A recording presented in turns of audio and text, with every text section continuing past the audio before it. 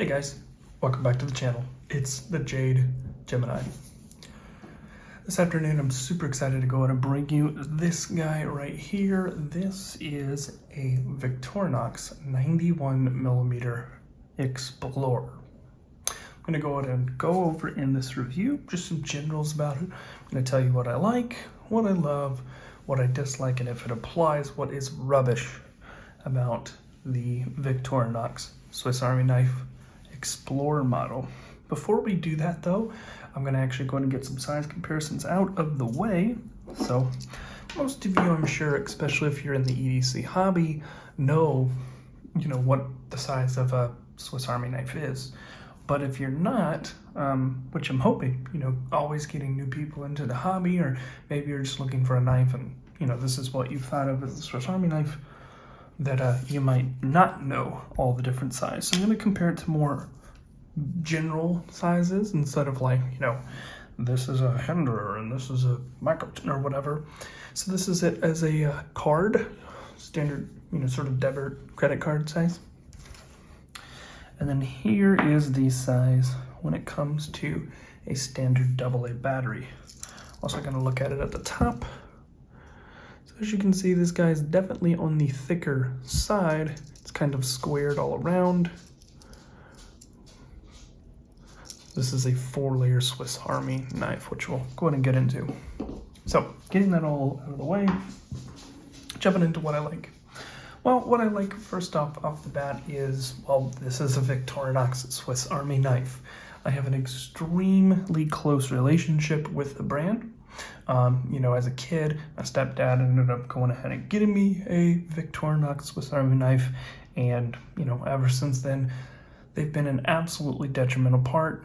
Detrimental? Is that a good thing? Anyways, good word, right? They have been an absolute cornerstone of kind of starting me as a hobbyist in the knife community, and that was Genesis to me. So, behind that, when you kind of say, okay, what does that mean though? One is, the build quality is all here. The fact of the matter is that you're getting something that is Swiss made, which, when you talk about watches being Swiss made, right? And other things, that is kind of considered like one of the top highest qualities that there are. And that's coming from, me, a Seiko fan. So, you can't go wrong with the fact that this is a Swiss Army knife made in Switzerland. Everything is very well fit and finished. It works.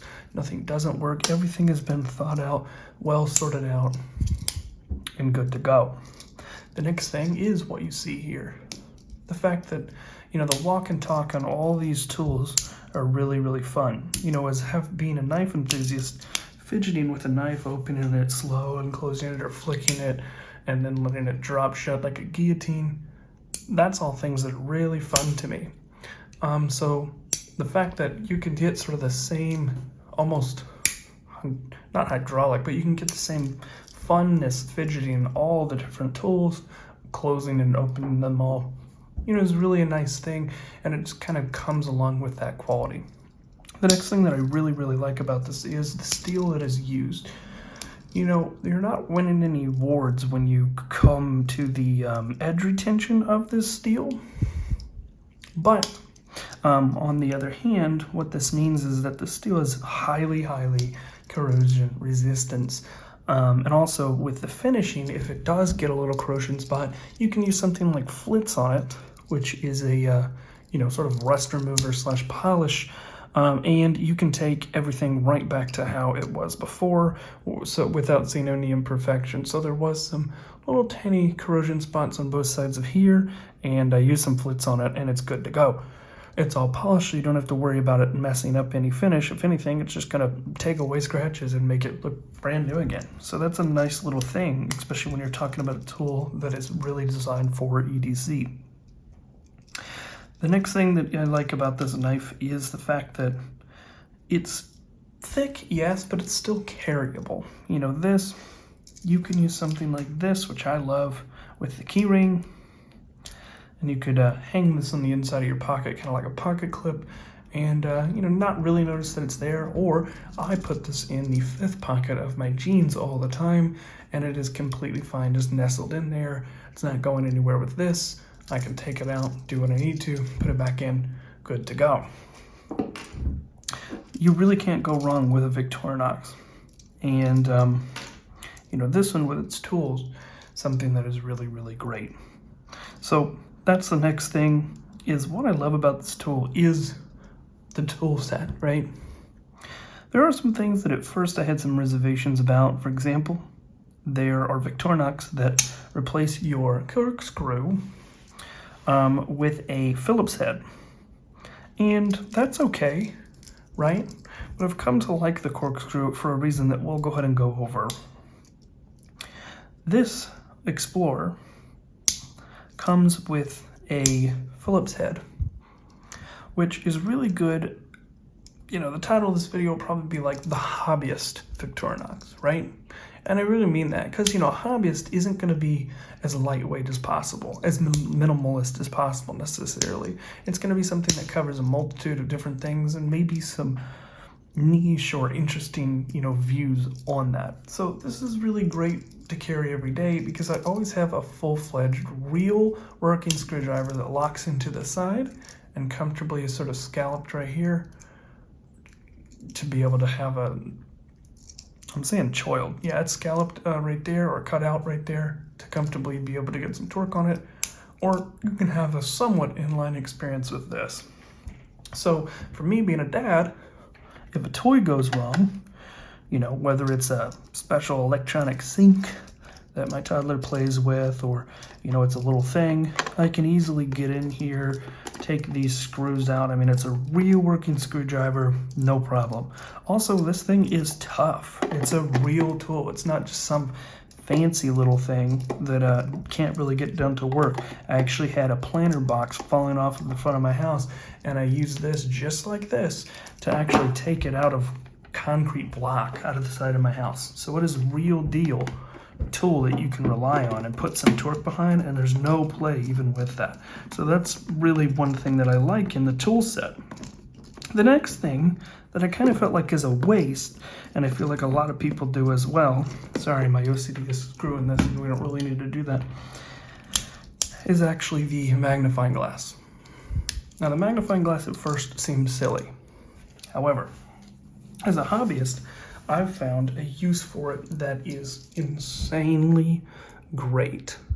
For someone like me who loves to collect EDC items, you know, fancy stuff like this Ultim pen or this beautiful, most perfect knife ever, the Unkose Small, and all sorts of other things. Let me show you why. On my 12 Pro iPhone, it doesn't come with the macro feature like some of the newer Samsungs or the new iPhone 13. However, if you watch me click on this, or put this up right here to the lens, I have an actual macro right here that I can take a picture with and get some cool shots with. And I've used this before and it really does come in handy. So again, that's not something that necessarily a normal person would need on a day-to-day, but with me being an enthusiast, you know, popping off a cool picture like this, or, you know, a cool picture of, and it's easier on the photo mode than a video mode, but you get the idea. That's actually usable. Again, something that's kind of niche, but perfect for the hobbyist. And then you get all the other stuff that really helps it go into EDC. I love these scissors. They're absolutely amazing. If you're going ahead and cutting out one of those plastic clamshell boxes, or you want to go ahead and cut a label because, you know, of course, as an EDC hobbyist, you're constantly selling and trading your knives to experience new things, right? So it's absolutely amazing in this way. You also get a, I lose these, I need to get more. But anyways, you get the amazing tweezers that are some of the best, as well as the toothpick, which is great for actually clearing out these little slip joints here, as well in your other knives, right? And then you also get a little pin that goes in. Now these won't have it. These are micarta scales, because micarta is the best. But it actually has a little tiny pin that you can put in there to eject, you know, SIM cards or, you know, if you're weird like me, you know, get an ingrown hair, whatever the fact would be, you can use it for a lot of little things. So you have this little tool chest with you that's kind of obscure, is that the word? It's just a little atypical, I guess you would say, compared to some of the other options that might be like the compact, like Zach loves, from that used to work at Blade HQ, or you know, other different, you know, models out there. But if you like the things that I like, you know, like taking things apart, you know, day to day, or again, you like to be a little bit more of a photographer, or, you know, at least experience that part of you want to open up a, you know, a drink every once in a while, you'll find this tool set really shines. Also has one of the tools that a lot of people don't like, which I actually love, which is the Parcel Hook. A lot of people think that this is the most useless tool out there. In my opinion, though, I love this because if you get a knife box like this right here, sometimes it's really hard to get these open without ripping right here or right here. You can actually slip this in like so, turn and pull, and it will open the box with minimal damage here and here, and save you if you ever, you know, return it, or you need to, you know, just have a nice box without it ripping, or you do end up selling that product later on, right? So it's just little things like that that you find that this tool is really useful for in the day-to-day. So that's really what I love, is just it being the Explorer, the core knife that this is. Another really cool feature, if you do replace the scales with the plus scales that come with a pin, you'll also have a pin with you. You can take that pin and actually lay it in this channel, close it, and then you have a full pin handle like this that actually makes it somewhat usable to write with instead of having this little stick. So a lot of people don't know about that one, even though I don't have the plus model here because these micarta scales don't have it integrated. Something I wanted to shout out in case you guys do. So next thing we're gonna go and talk about is what I don't like. You know, I think it's kind of obvious the things that you wouldn't like about a tool like this. One other thing that I love with the Corkscrew, sorry, they've just recently come out with, I was talking about why I like the Corkscrew now.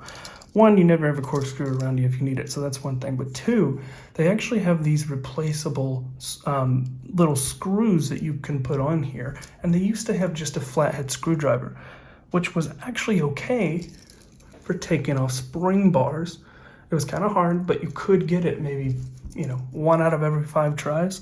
Now they actually have one that is the pin to a spring bar. So if you have drilled lugs on your watch, which this one doesn't, but you can push in the drilled lugs and take the pin out that way. They also have one that's a little Phillips now as well, which I think is really great if you have something like this that's a little too thin for this massive head to go in. You can get that in there and possibly finagle and, you know, take that out. And then they also have some outdoor pieces like tinder that you can actually screw on that is easy to light. So that's another cool thing, because this really gives this a versatile option for whatever your sort of hobby is to align with. Back to what I was saying. The first thing is just the weight here. The weight is pretty considerable, and the width as well. What that does is that makes something that is definitely noticeable in the pocket. It's a sacrifice I can trade off, but certain people don't like to make that sacrifice, and I completely understand. I mean, this thing is a brick, right? If you look at it, besides a common pocket knife, you're, well, about double the size, right? So I say common, not because that's common, but, you know, common size, right, as far as width. So that's the first thing. The second thing is that when you're using the knife, it just feels kind of odd. You can use it, and it's no problem to kind of use it like this, or grab it sort of on top like that. But having that sort of more traditional knife, which I always like about the Swiss Army knife, that I feel like it's more of a knife with all the tools instead of more of like a multi-tool that has a knife, right? I still consider this a knife, even though it has multiple tools in it. I don't know, it's a mental thing. But that part of it, the knife part, you know, you come with a little bit of a sacrifice because it is so darn wide. The other thing that does end up bugging me about this is the screwdriver. So again, it's pretty great. You know, it's strong detent to look at in there. You know, you can choke up on it, so it's definitely not going anywhere. It has a little bit of reach. The older style actually had a little bit more reach as well, and had a different, you know, gray plastic instead of this newer variant that has a clear plastic and a shorter one of these. But you also have this, you know, being able to torque on it. That's great. The main problem here is the head of this thing is too wide. It's more so around the size of like kind of what you would see like a general contractor wood screw or something like that size. I don't know if that's called a number 2 Phillips, but for a lot of electronics that I experience, sometimes the holes are just a little deep and a little narrow to be able to go ahead and get into. And what ends up happening is you end up shoving this in here, and then it sort of wallows. You have to kind of wallow out and strip the plastic on the outside to open up that hole a little bit. Or sometimes you just, that's not even possible, right? Because it's such a small hole. And then you have this Phillips head with you, but frustratingly enough, because it's so, you know, darn big for the more common ED stuff that I use it for, you know, it doesn't work. So, you know, again, this would be great at, you know, taking out a lock from a door, you know, handle, tighten the door handle up, you know, a lot of general, you know, larger appliances stuff, and some of the, you know, general batteries stuff. But, you know, other things, you know, just don't work. Alongside with that, you know, small little screwdrivers, you barely get in there. So it does work, but you really have to concentrate and kind of be slow with it. See right there, it just left out of its, and this is more of a medium, not even a tiny. It's sort of left out of that head. So this is a real robust head. It's kind of like that jack of all, you know, averages makes a compromise in almost every way. I don't know if that makes sense or not, but basically, you know, you're getting something that works on most things, but that doesn't mean it's going to work on everything, right? If it was too small, you couldn't use it for bigger work stuff. If it was too big like it is, you can't use it on smaller things. So, you know, it's there for convenience, but it's not the perfect tool for every single thing. That's why there's different screwdrivers all around. So that's one thing that I do dislike as well. There's nothing really to not love here. So, that's rubbish here, sorry. So, I'm just gonna kind of wrap everything up. You know, I feel like that this is a model that a lot of people don't take a look at. You know, they see maybe the magnifying glass, or the Phillips, or maybe that it's a, you know, a 4-layer Victorinox, and there's just so many other more popular models like the generalized Spartan or the popularized compact that people think more so fit that EDC role.